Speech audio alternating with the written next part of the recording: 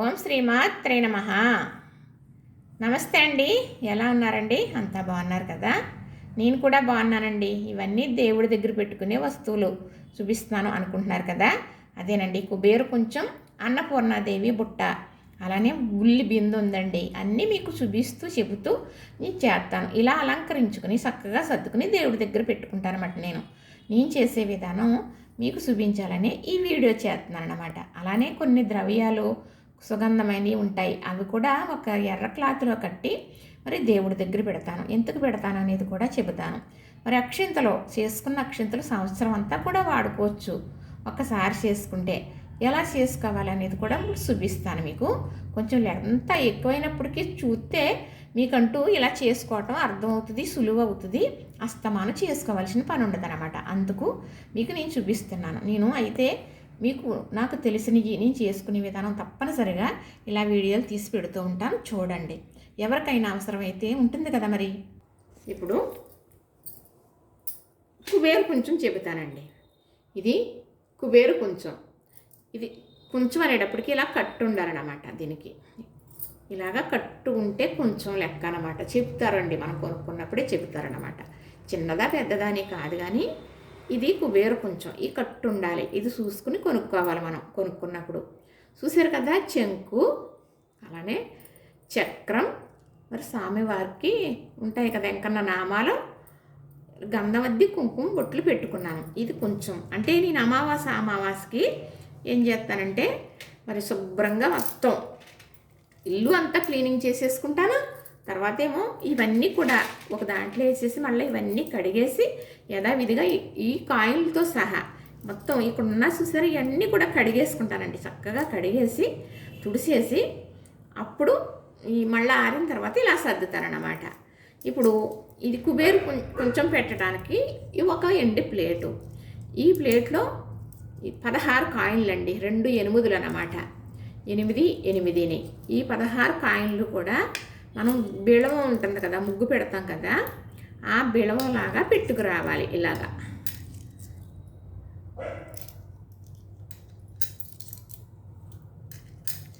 ఇలాగా రూపాయి కాయిన్లు మాత్రమే పెట్టుకుంటే మంచిదని ఎవరో చెప్పారండి. ఇప్పుడు కాదు, ఎప్పుడో మాట. కానీ అలాగా పెట్టుకుంటున్నానండి. అలా పెట్టుకుని మనం దేవుడి దగ్గర అలా నిండుగా సర్దుకున్నామనుకోండి, మనం దేవుడి దగ్గర కూర్చునేటప్పటికి మనకి ఎంతో ఆనందంగా చక్కగా మనం చూసే ఒక చెప్పలేమన్నమాట అండి. ఏదో గుడికి వెళ్ళామా, ఎక్కడికో వెళ్ళి మనం దర్శించుకుంటున్నామా అన్నట్టుగా ఉండాలన్నమాట. పూజ చేసుకునే మన పూజా మందిరం చక్కగా ఇలా సర్దేసామనుకోండి.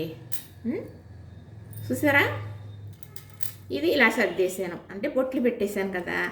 ఇప్పుడు ఈ కుబేరు కొంచెం కదా, ఇందులో మరి ఇది సత్యనారాయణ వ్రతం పట్టుకుంటాం అన్నవారు వెళ్ళినప్పుడు ఆ ప్రతిమ, అలానే ఇది వామాలు జరిగినప్పుడు రాగి కాయలు వేయిస్తారనమాట.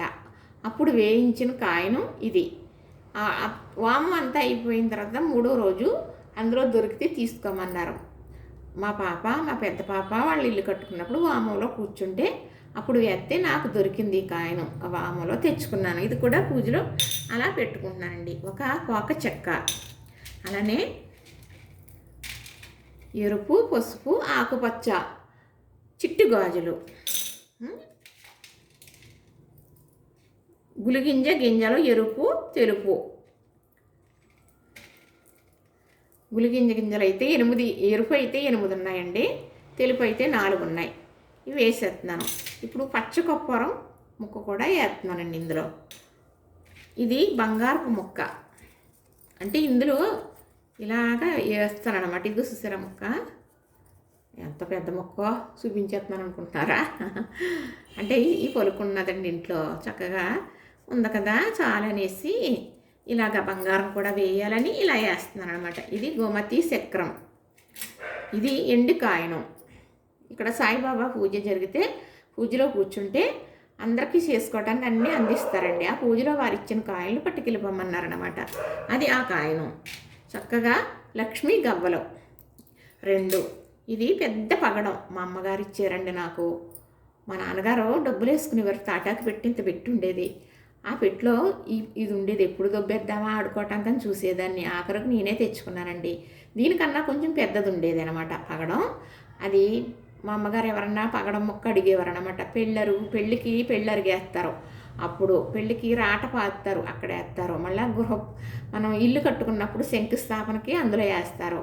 అలాంటప్పుడు మా అమ్మగారిని అడిగేవారు. అడిగితే అది కొంచెం ముక్క కొట్టి ఇస్తా ఉండేవారు అనమాట. ఇంత పగడం అది ఇవ్వగా ఇంత ముక్క మిగిలితే తెచ్చుకున్నానండి. నేను మా చిన్న పాప వాళ్ళకి ఇవ్వటం జరిగింది శంకుస్థాపన అది ఇది అన్నప్పుడు. చక్కగా ఇప్పుడు ఇది పెట్టేసాను కదా, ఇలాగా ఇవన్నీ వేసేసాను కదా.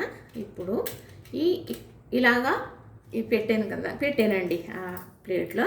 ఇప్పుడు బియ్యం వేసుకుందాం ఈ పైన.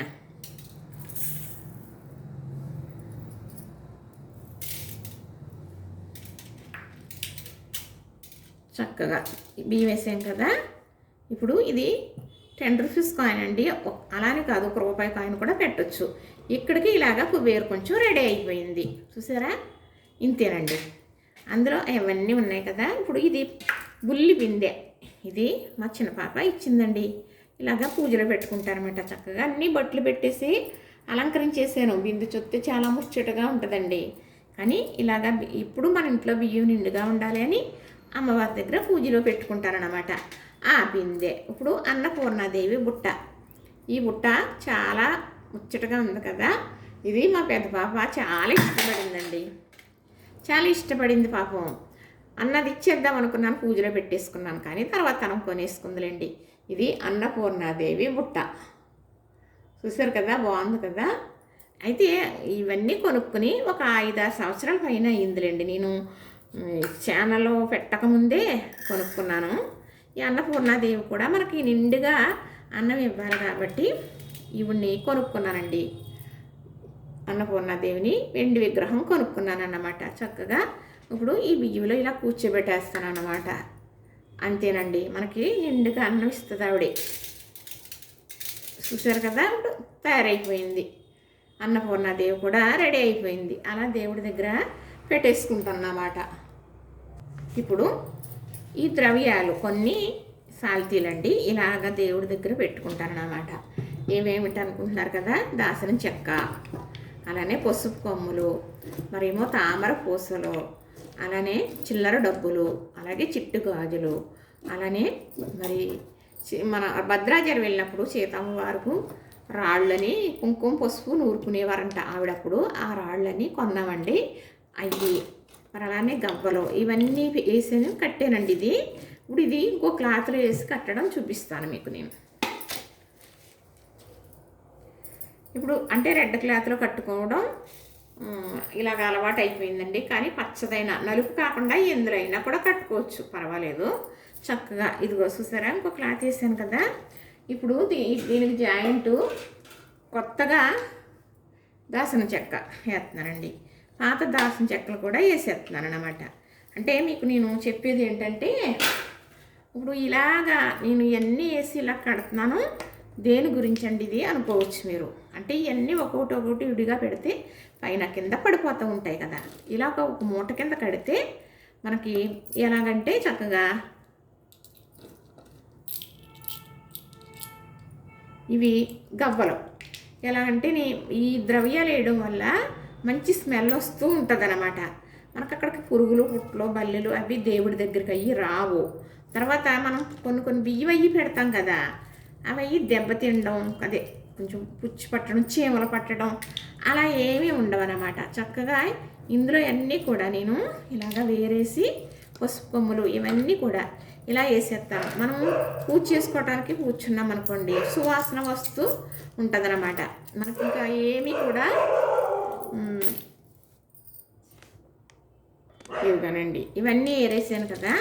ఇప్పుడు కొత్తగా నేను ఇలాచీ లవంగాలు కూడా వేస్తానండి.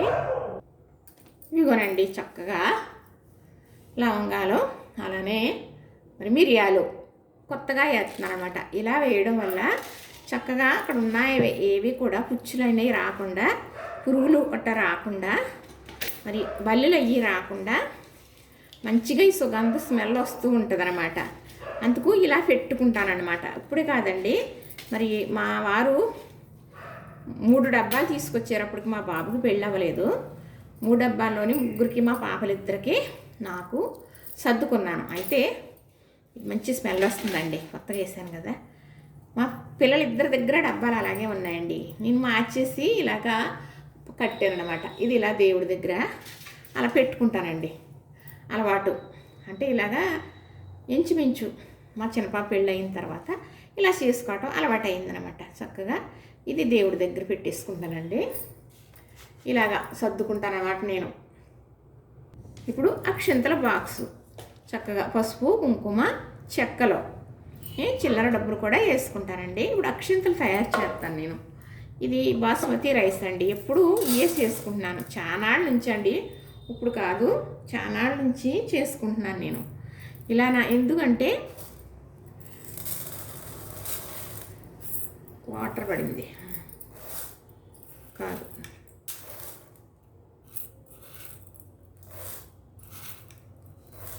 ఇప్పుడు మామూలు బియ్యం అనుకోండి, ఇవి ముక్క వచ్చేస్తుంది అనుకోండి, అలాంటి ముక్క అక్షంతలుగా పనికి రావన్నమాట. అందుకు ఏం చేస్తామంటే ఈ బాస్మతి రైస్ అయితే మనకి ఇంకే మొక్కలు ఉండవని చెప్పి చక్కగా నేను ఈ రైస్ తీసుకున్నాను అనమాట అండి. ఎప్పటి నుంచి అనుకుంటున్నారు, ఇది ఓ 10 సంవత్సరాల నుంచి ఇదే వాడుతున్నాను అనమాట ఇలాగా. ఎందుకంటే చక్కగా మనకు అక్షంతలు అంటే మరి ఆయుస్సు కదా, మరి అందుకు ఎవరినన్నా ఆశీర్వదించాలనుకోండి ఆ అక్షంతలు వేరేగా ఉంచుకుంటానన్నమాట నేను. ఉంచుకుని మరి నాకు కావలసిన అక్షంతలు పూజ దగ్గరికి ఇలా చేసుకుంటాను. మరి ఎవరికన్నా ఆశీర్వదించాలంటే వేరేగా ఉండాలన్నమాట అండి పసుపు. ఇప్పుడు ఎలా చేస్తాననుకుంటున్నారు కదా. ఇప్పుడు ఇది ఆవు నెయ్యి వేసి చేసుకున్నాం అనుకోండి అంటుండదు. తర్వాత మీరు ఈ ఎన్ని రోజులున్నా పాడవ్వవు. తర్వాత మనం సంవత్సరమైనా కూడా వాడుకోవచ్చు అన్నమాట.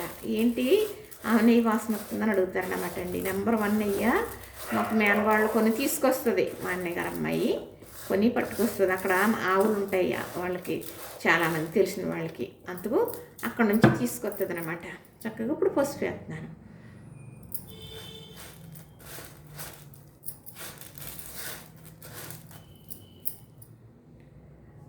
ఇంతేనండి. ఇది ఇలా కలిపేసుకున్నాం కదా. ఇప్పుడు దేవుడి దగ్గరికి సర్దుకుంటామా మనం గిన్నెలో. తర్వాత కొంచెం మిగిలినవి అనుకోండి వేరే వేస్తానన్నమాట. ఒకవేళ వేరే వెయ్యకపోయినా ఎవరికన్నా మనం ఆశీర్వదించాలి, పుట్టినరోజున వచ్చారనుకోండి, అప్పుడు గబగబా దేవుడి బాక్స్లో పట్టుకెళ్ళిపోయి వేయకూడదు. దేవుడికి అనేది దేవుడికి మాత్రమే వాడాలి. పసుపు కుంకుమైనా కానీ, అక్షంతలైనా కానీ, ఒక్కలైనా కానీ, ఏదైనా బాక్స్లో పెట్టుకుని దేవుడికన్నీ పెట్టుకుంటాం కదా, అప్పుడు ఈ దేవుడికి దగ్గరికి వాడుకోవాలి. ఇంకా మామూలుగా ఎవరికన్నా చూడాలి, చాలామంది చెప్పలేకపోతున్నానండి ఇళ్ళ దగ్గర. ఈ బాక్స్ పట్టుకొచ్చేయటం, ఇందులో కుంకుమ తీసేయటం, బొట్టు పెట్టేయడం అలా చేస్తున్నారండి. చాలామంది చేసే పని అదే. అలా పెట్టకూడదండి దేవుడి దగ్గరదని చెప్తున్నానండి. చెప్పి ఎంతలాగంటే అలాగే చెప్తున్నాను అనమాట.